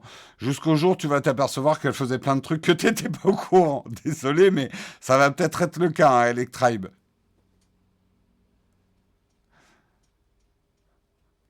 Bon, allez, on continue. On va parler de notre sponsor. De notre sponsor, vous le connaissez maintenant. Notre sponsor, c'est ExpressVPN, accès illimité dans le monde entier. Vous avez, grâce à le mug, 3 mois gratuits sur abonnement de 12 mois. C'est une offre exclusive. J'ai expliqué hier en quoi l'exclusivité était toute marketing. Hein, vous allez retrouver le même type d'offre. Vous allez trouver le même type d'offre chez d'autres influenceurs qui travaillent avec ExpressVPN et même leur offre globale. Donc, ouais, sachez décrypter le marketing. Mais au moins, si vous utilisez notre lien qu'il y a sous cette vidéo pour ceux qui regardent en replay ou qu'on est en train de vous partager dans la chatroom, au moins vous venez de notre part. Donc vous aidez la chaîne en utilisant notre lien. En ça, vous avez une exclusivité. Euh, Effectivement, est-ce que ExpressVPN serait capable de prouver votre identité de plus de 18 ans sur le porno? Ça, je n'en sais rien. Mais en tout cas, ça vous permet effectivement de profiter d'Internet sans frontières. Vous savez à quoi sert un VPN. Et je le redis parce que c'est un message important. Renseignez-vous sur ExpressVPN, testez-les, notamment en termes de sécurisation de la vie privée numérique. Et j'insiste là-dessus parce que je trouve que c'est hyper important. Ils ont une technologie de serveur où rien n'est inscrit dessus de vos infos, rien n'est inscrit sur les disques durs, qui est super intéressante pour protéger votre vie privée. Donc, allez vous renseigner. Voilà, nous on remercie ExpressVPN de soutenir notre mug et on passe tout de suite à la tartine.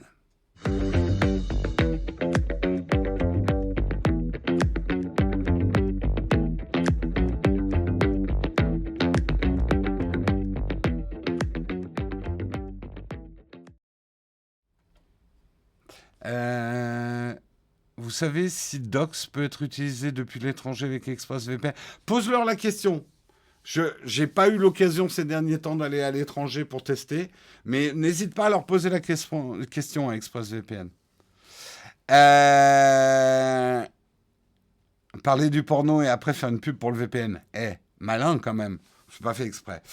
On va parler un petit peu de Shadow et je vous conseille, c'est un article de frenchweb.fr, c'est surtout un podcast, une interview, c'est pas très long, de 15 minutes, de Jean-Baptiste Kempf, qui se porte candidat, un des candidats à la reprise de Blade Shadow, et c'est une candidature, on va dire, des employés actuels de Shadow qu'il représente. Il cherche donc à lever de quoi. On sait aussi que OVH serait en lice, probablement des opérateurs. Aujourd'hui, on vous l'avait dit, le Blade Shadow est en redressement judiciaire. Donc, le redressement judiciaire, c'est une procédure qui te permet de stopper les créanciers qui t'asphyxient en fait.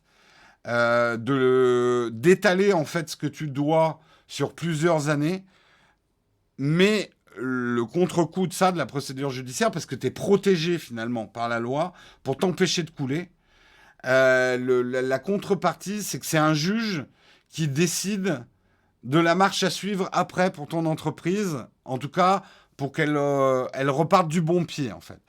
En gros, le contrat d'une procédure comme ça, c'est on accepte de donner plus de temps pour voir si tu peux survivre, mais par contre, c'est un juge qui va décider si la méthode de survie que tu préconises est la bonne.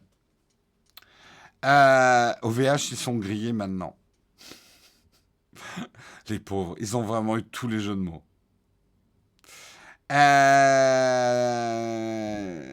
Ce qui est intéressant, alors d'abord, Jean-Baptiste Kempf, si vous ne savez pas qui c'est l'actuel CTO de Blade, mais c'est pas un inconnu, loin de là, puisque c'est un des développeurs à l'origine de VLC, VLC que vous connaissez, qui est aujourd'hui le logiciel de lecture de vidéo je crois, le plus utilisé au monde, et c'est français.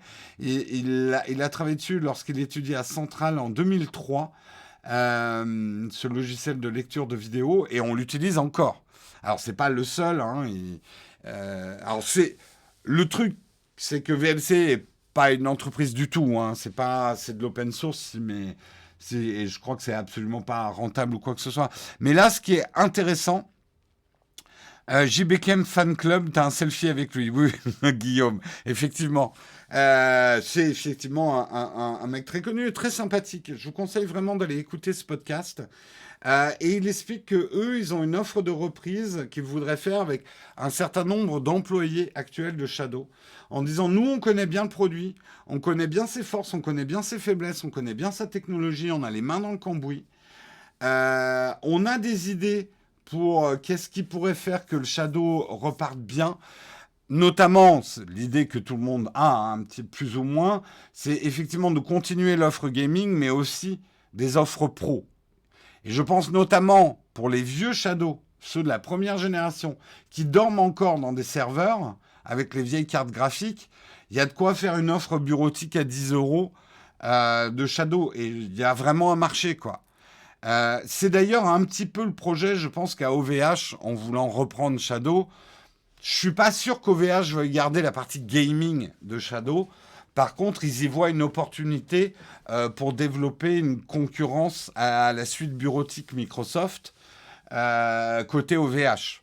De récupérer comme ça des PC en fait montés dans des serveurs pour faire de la bureautique, quoi. Donc c'est intéressant. Alors aujourd'hui, il faudrait, c'est ce qu'il explique, il faudrait entre 10 et 15 millions d'euros. Donc il invite les gens à le rejoindre, mais attention, c'est pas ouvert aux petits actionnaires, hein. N'allez pas envoyer un mail à Jean-Baptiste Kempf avec vos 500 euros en disant ouais, veux devenir actionnaire de Shadow. Voilà. Non, non, non. Si vous avez 1 million qui traîne, je pense que vous pouvez l'appeler. Mais voilà, il cherche des investisseurs pour accompagner ce projet, parce que plusieurs projets de reprise vont être présentés. Et donc, il y aurait un projet de reprise par et par les employés. Ce qui peut être intéressant. Ça a parfois donné des très belles boîtes, des boîtes où les salariés ont fait la reprise de l'entreprise. Ça marche pas toujours. Non, ne soyons pas, tombons pas dans l'angélisme. Ah, ben forcément, ça va marcher si c'est des employés qui reprennent. Ça marche pas toujours. Ça sera toujours mieux investi que dans une daube NFT. Mais oui, ils sont cons. Ils ont qu'à mettre un NFT. Oh putain, ça me fait penser à un truc. Ah, voilà, c'est ça que j'aurais dû vous montrer. Regardez. Ça, c'est mon tout premier Shadow. C'était vraiment les 500 premiers Early Birds Shadow ont eu ce boîtier-là. Ce boîtier est numéroté. Putain. Ce boîtier est numéroté. Eh, autofocus Sony, t'es bon qu'à ça, alors fais-le. Ah putain. Regardez. J'ai le 54. Voilà, ça c'est un enfin, c'est un certificat d'authenticité. Bon, vous me direz, le problème c'est si ton Shadow brûle, ça vaut plus rien. Je vais créer un NFT de mon Shadow. C'est pas con. C'est pas con, c'est pas con. Et c'est peut-être pas si déconnant. Alors, le truc c'est que, est-ce que ça se vendrait? Mais voilà. Le problème c'est qu'ils arriveraient peut-être à lever, allez, 5000 balles en faisant des NFT, quoi. Je suis pas sûr que les fanboys Shadow comme moi soient capables de dépenser tellement plus. Donc ça résoudrait pas forcément le problème. Et je pense qu'en ce moment, il faut pas qu'ils se dispersent. Ça, c'est important. Je pense vraiment, si je peux me permettre de donner quelques conseils à Shadow, parce que je les aime bien, et c'est une aventure que je suis depuis le début, et que j'aimerais bien qu'elle dure, parce que je suis très content de mon Shadow. D'ailleurs, pour l'anecdote, j'ai eu une panne de Shadow samedi à 23 heures. Bah, ils m'ont dépanné. Donc, en tout cas, le SAV est encore là. Peut-être plus pour longtemps, on n'en sait rien, mais ils sont encore là. Oui, oui, le Shadow marche sur l'iPad, hein. Leur appli a été remise sur le store. Ah merde, j'ai oublié la caméra. Désolé. Euh, Scène. Les gens étaient là à me dire scène, scène. Et j'étais là, c'est bon, je suis pas au théâtre. Scene.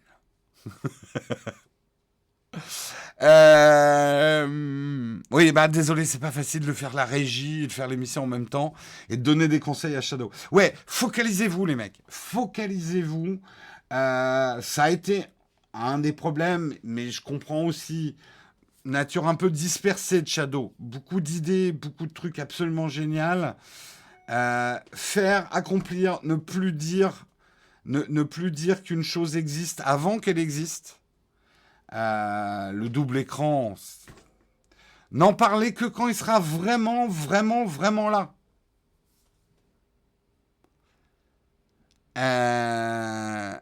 Jérôme qui conseille de se focaliser. Ben oui, parce que je connais bien les travers du feu d'artifice. Et moi, je suis pas capable de me focaliser sur... Je dis pas aux gens de faire comme moi. Attention. Vous confondez. Il reste que 2 minutes. Putain, ça va être le FAQ le plus court. Allez, on se donne 10 minutes d'FAQ. Oui, je suis en retard. C'est comme ça. Bref, je vous conseille d'aller écouter ce podcast. C'est une aventure qui est intéressante. Quelle qu'en soit l'issue de Shadow, c'est une aventure intéressante. Et contrairement à ce que certains m'ont dit, ça veut absolument pas dire que le cloud gaming est mort, hein. Les gens disent ah, on t'avait bien dit, le cloud gaming, ça marchera jamais. On verra. Je me trompe peut-être. Mais je pense juste que c'est pas un chemin facile, le cloud gaming. Mais je pense quand même que c'est l'avenir, en tout cas d'une partie du gaming. Pas tous les ordinateurs de gamers vont pas disparaître. Rassurez-vous, votre tour multicolore, vous pourrez toujours l'acheter. Il n'y a pas de problème. Mais il y a plein de gens que ça intéresse vachement d'avoir un PC de gamer ou une console de gamer dématérialisée. Allez, on fait un camp de fac. Plus rapide possible.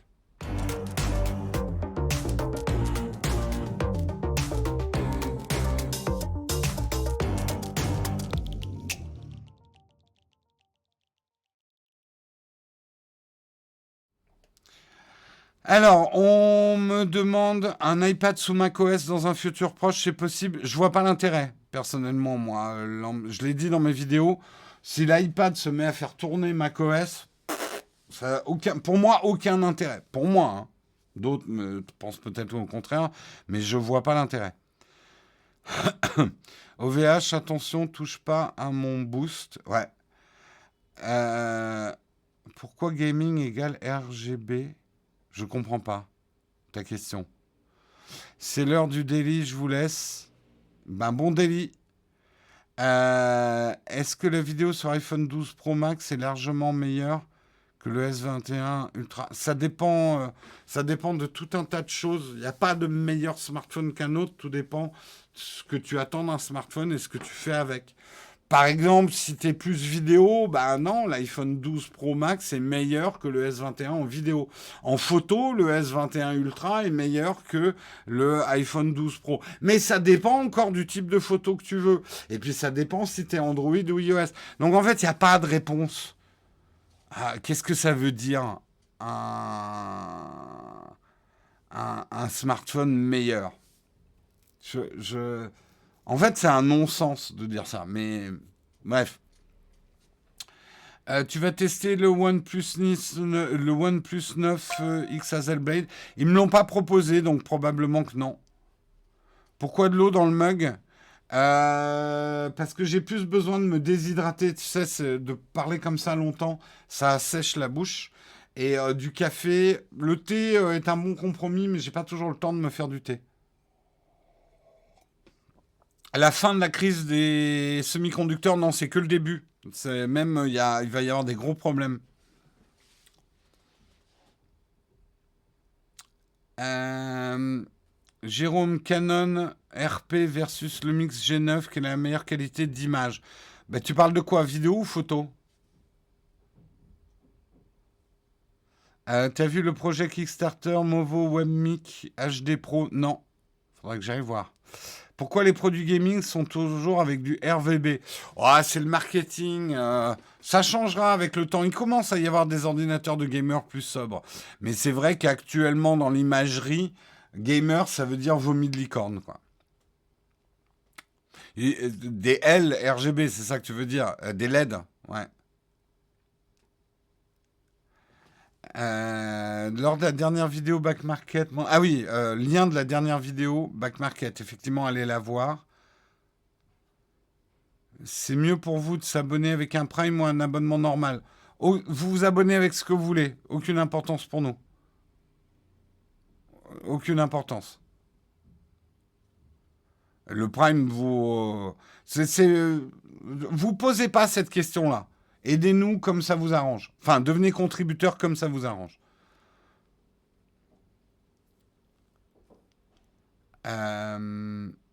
Ça y est, Jérôme est fâché. Mais non, je suis pas fait. Il y a plein de gens qui me disent ouais, t'es triste, t'es de mauvaise humeur en ce moment. C'est pas impossible, effectivement, que ces confinements. Bah, je suis comme tout le monde, hein, je suis humain. C'est pas facile de travailler. Là, ça désorganise pas mal le boulot, alors qu'on a beaucoup de boulot. Donc, oui, je suis un peu fatigué. Oui, je suis un peu sur les nerfs. Bon, certains le sentent, c'est bien, vous êtes empathique, mais pas plus que ça, hein, honnêtement. Enfin, c'est gentil de vous inquiéter, mais vraiment pas plus que ça. Après, oui, je dois avouer qu'il y a certains trucs qui reviennent tout le temps, des critiques ou des trucs. Bien évidemment, là aussi, je suis que humain. Il y a des remarques qui m'agacent parce qu'elles sont toujours les mêmes et que ça évolue pas. Et de temps en temps, vous ressentez une petite pointe d'agacement. Je peux pas le cacher. Voilà. Quel est le sens de la vie? 42. C'est mieux pour vous de s'abonner. Ça, j'ai déjà lu. Pour revenir à la comparaison plein format smartphone, t'as vu des youtubeurs photos très suivis qui dégueulassaient volontairement les photos de smartphone dans leur comparatif? Ah ouais. Pourquoi ils les dégueulassent? Je comprends pas. De toute façon, ça fait pas le même type de photo. Enfin, s'il y a que le marketing qui essaie de vous faire croire que des smartphones, c'est pas les mêmes usages. Encore une fois, se comparer un vélo électrique avec une voiture électrique, ça sert pas à la même chose. Les deux sont bien, ils font pas les mêmes choses. Serait-il possible que Guillaume fasse une vidéo comparative des navigateurs alternatifs à Chrome ou un tuto de Brave? Je sais pas, mais on vous écoute toujours hein, sur vos idées de vidéo. Après, on garantit rien. Quel est ton idéal pour l'iPhone 13? Alors, mieux que le 12, un peu moins bien que le 14. Voilà mon idéal pour l'iPhone 13. Petite... Non. Honnêtement, depuis l'iPhone 10, si je n'étais pas un testeur de smartphone, et d'iPhone en particulier, euh,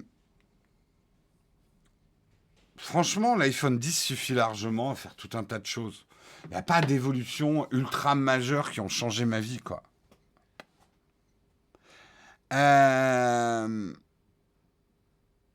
Penses-tu que les RTX 3080 auront des dispos avant la fin de l'été? Vu les pannes dans les composants, enfin les pannes de dispo de composants, ça risque d'être compliqué.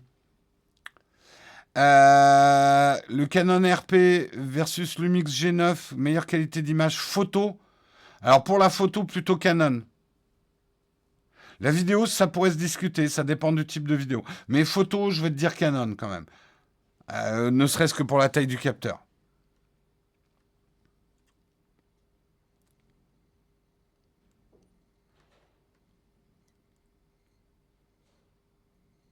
Je t'ai demandé pour le Prime car j'aide aussi une autre chaîne. Ah bah dans ce cas-là, aide-nous directement avec un abo, oui. Le problème d'une Prime, c'est que tu dois y penser tous les mois à le renouveler, hein.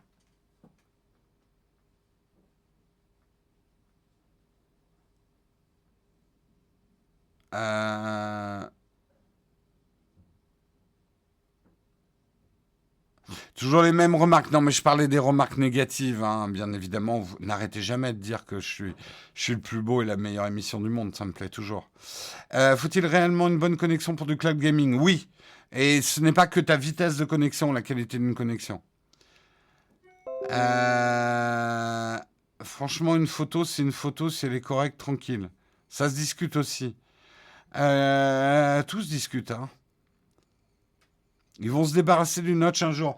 Tant que Face ID ne pourra pas aller sous un écran, non. Face ID a besoin de tous les capteurs là pour fonctionner. Donc les gens qui continuent à me dire pourquoi les Android ils arrivent à faire des petits trous et sur Apple ils ont une grande barre, ben parce que sur Android il n'y a pas de Face ID. Si, il y a une reconnaissance faciale, mais ça n'a rien à voir. Rien à voir. Bon, je peux pas prendre toutes les questions, il va falloir qu'on arrête. Shadow sur iPad, c'est pour quel iPad? Tous les iPads, enfin tous les iPads relativement récents, tu peux faire tourner ton Shadow dessus sans problème. Moi j'aime bien mon notch, ça donne de l'esthétique. Moi j'aime tellement la reconnaissance faciale Face ID d'Apple que hors de question qu'on m'enlève le notch, quoi. Allez, je vous souhaite une excellente journée à tous. Demain, vous retrouvez Marion hein, à 8h pour le mug. Jeudi, ça sera Guillaume qui vous présentera le mug. Et moi, je suis de retour vendredi. Je vous fais des gros bisous. Soyez bons, soyez forts. On va faire un petit raid, hein, même si on est en retard. Lancer un raid. On va lancer un raid. Un raid. Bah, chez Corben, tiens. Je sais pas s'il est avec ses poules ce matin. On va réveiller un peu. On va aller voir un peu l'ami Corben. Je lance le générique et après, il y a le raid. Ciao!